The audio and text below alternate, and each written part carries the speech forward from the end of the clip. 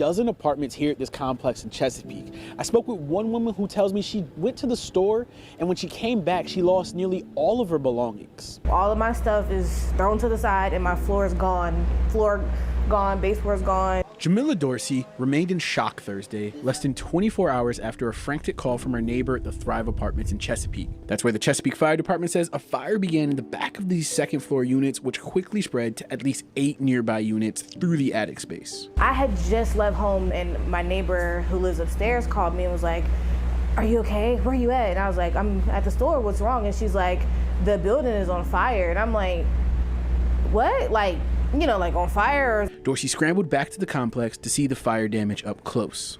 It was a sickening feeling, like physically, like, oh my God, like this is all that I have. And if I lose this, you know, what's next? Just weeks away from expecting a child, Dorsey spent most of Thursday sifting through her belongings and figuring out what can be saved. I left home yesterday with the expectation that I was gonna come home and put my feet up on my couch and chill and fold my baby's clothes. I can't do that because I can't live in my place anymore. So to walk in today and see that, it hurts. It really hurts. What is going on, guys? Welcome back to the Mentality series. I am your host, owner, creator, whatever you want to call it, Meelabelle, and I'm actually really excited to be back. We're not in our normal setup, as you can see. We're gonna get to why in a second, but I'm glad that you're here. If you watched episode 1, welcome back to episode 2. If you missed episode 1, pause, go back to episode 1, and then come back here because we'll be waiting for you. Okay, so I am happy, excited, thankful to be back in not my chair, but back in the chair. Back sitting down talking to you guys. It's crazy because with everything that is going on in my life right now, you would be probably like, "Girl, really, you sitting down making a show episode, a series episode with all you have going on?" Yes, I am, because honestly, this is how I cope. This is how I stay above water. This is how I keep my mind from wandering too far. I keep control of it by putting myself in a position of doing what I love. And what I love is talking to y'all and sharing my testimony with you guys. I think the Lord took it a little too serious when I told him I wanted the series to be testimony based, transparent. He said, "Okay, bet."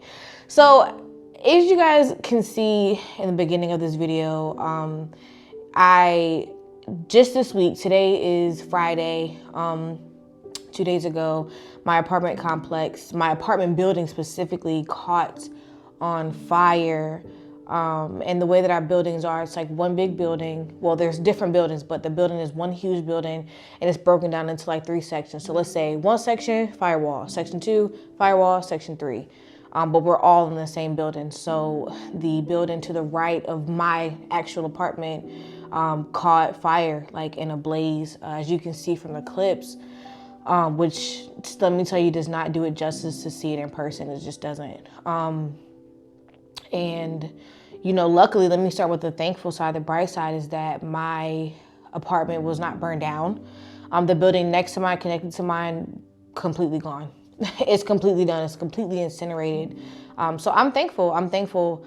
But unfortunately, I was on the side that is directly connected to that building. So me and 3 other apartments experienced complete losses, damage with water, smoke damage. So they condemned our building, you know, for the time, those apartments in our building for the time being. So it's looking like now, as I get more information, that they'll be able to salvage it, but it's a matter of when. So I just kind of want to talk about, I want to kind of give you guys something, right, from where I am. I am 35 weeks. Let me see, y'all, if I can stand up without messing up the focus. Y'all can see my belly. Yeah, so I'm 35, pushing 36 weeks pregnant. So I'm in that small window of like, all right, you clocking any day now. And I do a whole lot of moving and walking, so he nice and low. So, you know, anytime. So to lose my place completely right now, I cannot live there. I cannot live in there. To lose my place completely at this stage of where I'm at in life, it's like, God, hold on.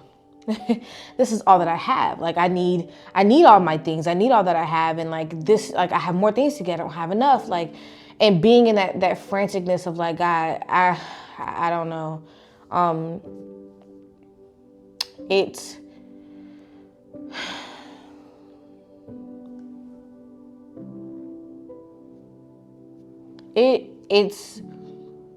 such a weird place to be in, because you see tragedies on TV, you see people lose everything, and you feel for them. But when it happens to you, it's like, yo, this is different. Like, what? I went to Target that day to go get stuff for my baby so I could come home, go get myself some self-care stuff so I could come home and relax.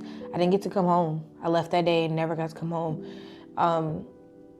And for me, just sitting here thinking about it, like, you know, my stuff is mostly salvageable at this point. They got a lot of in and out to do, a lot of work to do in my place. So it's like, I'm praying that, you know, nothing gets damaged in that process or broken or anything like that. All of my baby stuff is there. You know, everything that I have. And I've been thankful and blessed to stay with my grandma, but it's nothing like being at home, right? It's nothing like being in the comfort of your own home that you build, that you created. I just redecorated my living room literally last week. New couch. I'm talking about the works. Like, I was making it comfortable because I wanted it to be comfortable and homey for when my son gets here. And it's like all that got sucked away in minutes. And it's just a crazy place. But for me, y'all know it's a mentality thing, you know what I'm saying? It's the way you think. It's the perspective. And yeah, I could sit here and mope for 20, 30 minutes and just be like, guys, I lost it all. But see, I didn't lose it all. I'm thankful enough that my place can be fixed. And in the timing, that's on God. Like, God know I'm about to have this baby. He know I need my place. So he knows that in the perfect timing, it needs to be fixed so that me and my son can have somewhere to be. My daughter, that I can have somewhere to be for my family. He knows that. So that's outside of me. For me to worry about that would be pointless because I can't do nothing about that. Like, it's the way that you think about the situation. That's why I've been so joyous. I've been so joyous this week. You know what I'm saying? Because there's an apartment building that burned down. People that don't have anything. Yeah, I lost my place for now. Yes, I'm about to have a baby, but these people don't have anything. Their homes, they have children, they're all of that. And I think about that more than where I am. Like, God, that could have been me. Then what? So even then, he spared me. But it made me think about the story in Matthew of the loaves and the fish. And I'm pretty sure we all know the general overview of it. So I just want to read real quick, y'all. I'm in Matthew 14, starting at verse 15. As evening approached, the disciples came to him and said, "This is a remote place and it's already getting late. Send the crowds away so they can go to the village and buy themselves some food." So the disciples like, "Look, it's getting late. The crowds got to go." Jesus replied, "They do not need to go away. You give them something to eat." Disciples, we have here only 5 loaves of bread and 2 fish. We only have this, right?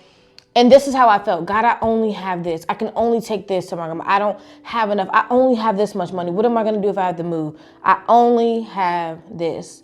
And Jesus said, "Bring them here to me," right? All right, bring them to me. You don't have enough. This is all we got, right? So bring them to me. So he directed the people to sit down in the grass, taking the 5 loaves of bread. Think about 5 loaves of bread, like the regular bread that you buy from the store, and 2 fish. Like salmon, because salmon don't even be that big for it. It'd be like one little piece. So like, or you talking about like a red snapper size. Either way, the amount of people he fed, it is impossible to feed with that amount, right? That's all that they had. So taking the 5 loaves and 2 fish, he looked up to heaven and gave thanks and broke the loaves. Just thank you for this. Thank you for blessing me with this to bless these people, right? Then he gave them to the disciples, and the disciples gave them to the people. They all ate and were satisfied, and the disciples picked up 12 basketfuls of broken pieces that were left over.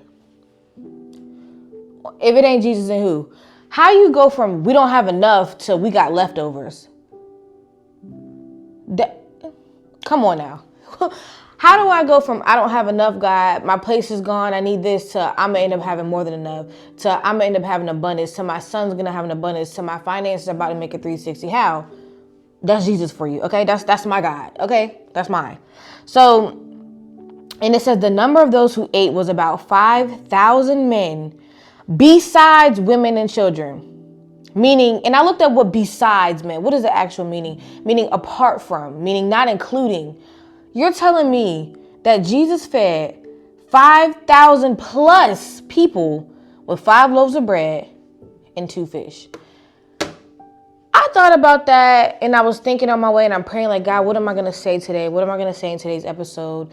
And when he put the Holy Spirit, put that on me, I said, that's perfect, because this isn't just about me, but I want you to think about where you are. If you feel like, man, I need money, I need finances, I don't have enough of this, I don't have enough of that, I don't have enough me time, I don't have enough peace, I don't have enough joy, whatever you feel like you might lack, Jesus told the disciples, bring him to me, right? And he says the same things to us as well. Bring it to me, bring them to me. I have more than enough. I have more than enough. Jesus didn't worry about running out. Jesus didn't say, all right, we'll break them up. We're going to start with these people because we might not have enough. Jesus fed over 5,000 people with the bare minimum of what they had. And guess what? Everybody was taken care of. It said they ate and they were satisfied. Satisfied.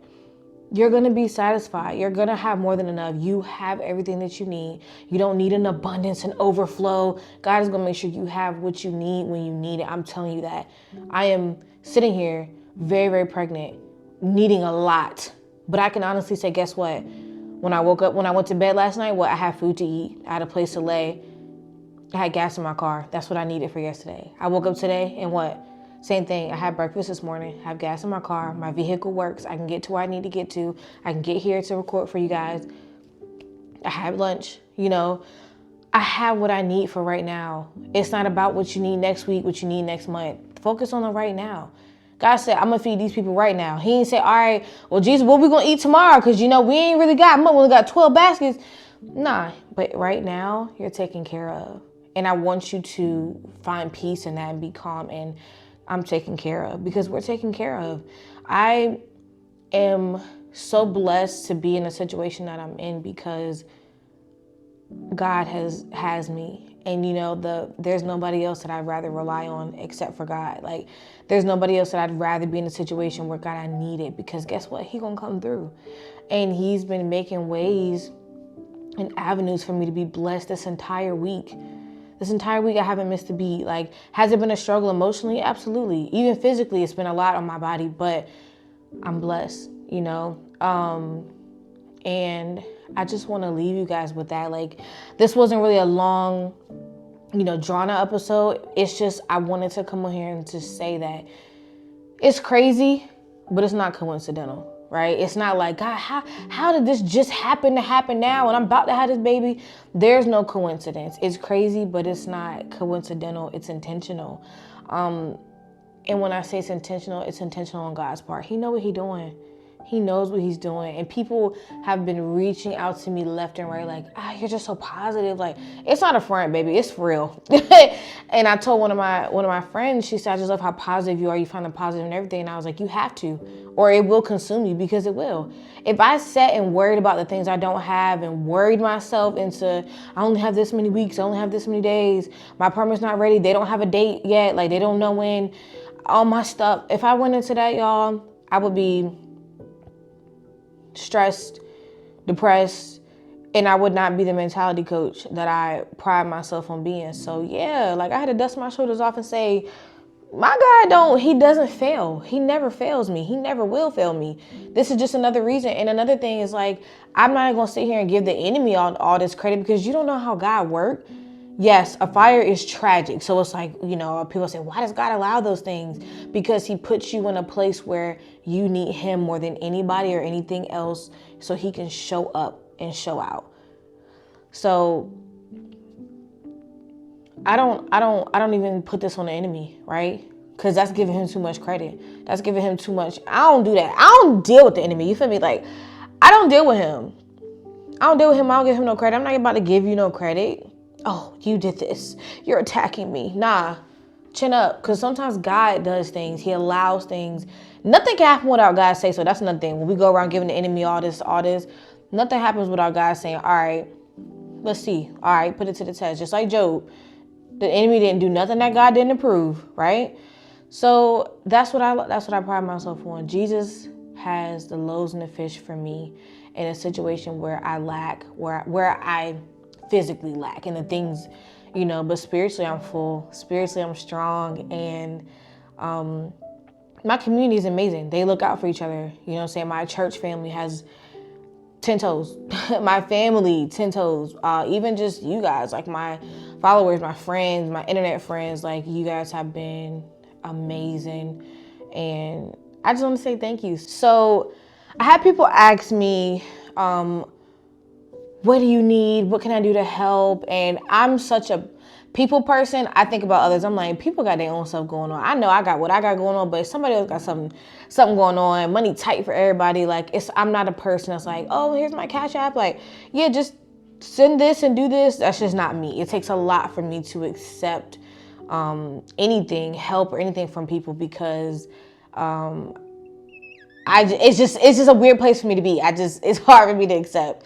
So, but the Holy Spirit had to deal with me on that and told me that, how are you going to block the avenues that we're creating for you to receive the blessings in the situation that you're in? And I had to say, you know what? Okay, it's not a pride thing. It's just allow these people to bless you. Open yourself up to the blessing and you receive them. So I said, okay, so I thought about some different ways. So what are ways that people could help me? And people ask what I need right now. Cash App, I will put my Cash App in the description. I'll put it on the screen. You can send me $1. Guess what? Dollars add up, because in the event that I do have to make a drastic move, that will absolutely help. Or putting gas in my car, just because I'm doing a lot of in-between driving because my grandma does not live. I'm staying with my grandmother. She does not live on my side of town. So I'm doing a lot just to get around. She don't cook either, y'all. So I'm eating, don't worry. But, just a meal, you know what I'm saying? Anything, like just anything. But like I said, mostly to have a little nest egg in case I got to make a crazy drastic move or something like that. So yes, I post my Cash App. But more than that, my registry, like I have a few things left on my registry. Most of it just small stuff. Nothing up there is really expensive. So I'm going to also put the link to my registry if you guys want to check it out and get something from Makai. That will be extremely helpful, because then I don't have to worry about, okay, I'm back in my place with maybe days to spare, maybe a week to spare, and I'm trying to order stuff and have to worry about that. So that'll be a huge load off my shoulders, knowing that my baby's taken care of, because I've been so blessed. I've been so blessed to have stuff for him up until now. And that would be a huge help, just to get them last few things that are on there. I think you have the option to maybe get gift cards. And I thought about something else. Cash App is great. Stuff for my son, amazing. But I was like, if you guys really want to support me in this time, you guys simply, literally, if you want to bless me or help me feel better, is to get a copy of my book, because then it goes two ways. It's like you're helping me, but you're helping yourself as well, because it's such an investment. It's such an investment for your mental health, your spiritual well-being. It's such an investment, and it's only $10. So honestly, if everybody that was like, I'm gonna send her 10, I'm gonna send her 5, just goes and orders a book, I would be, and tells me, gives me the feedback from it when you read it, that would make my day. That would absolutely make my day. So I will definitely have the direct link to the book as well. Yeah, and that would be beautiful. I would love to see people say, hey, I got your book. Hey, I got your book. I saw your video. I got your book. And read it, and it helps heal them. So you really, really want, that would be the number one thing that would just make my day, is seeing people reading the book and writing in the journal and feeling better. That's going to heal me. That's going to help me. And that is a way to, what do I need? I need us to all feel better. So that'll be perfect. That'd be beautiful. But those are just a few ways that you guys can help. Again, I've just had an overwhelming amount of people asking for my Cash App, asking for this. And I'm going to be obedient, because we talked about obedience, Mentality Monday. And I'm going to be obedient. I'm going to allow people to bless me in any way that they can, because guess what? Eventually, when I get where I need to be, I'm going to pour those blessings right back into those people, and then some, because that's how it works. So yes, thank you for watching, and I'll see y'all in episode 3. Keep your head up. You are taken care of. You are loved. Nothing is too bad and nothing is bigger than God. I don't care what it is. No, I don't care. It's not it's not too big for God. You're not too damaged, and it is the way you think. Try to think about your situation differently. Let me know how you feel. Episode 3, I'll see y'all then.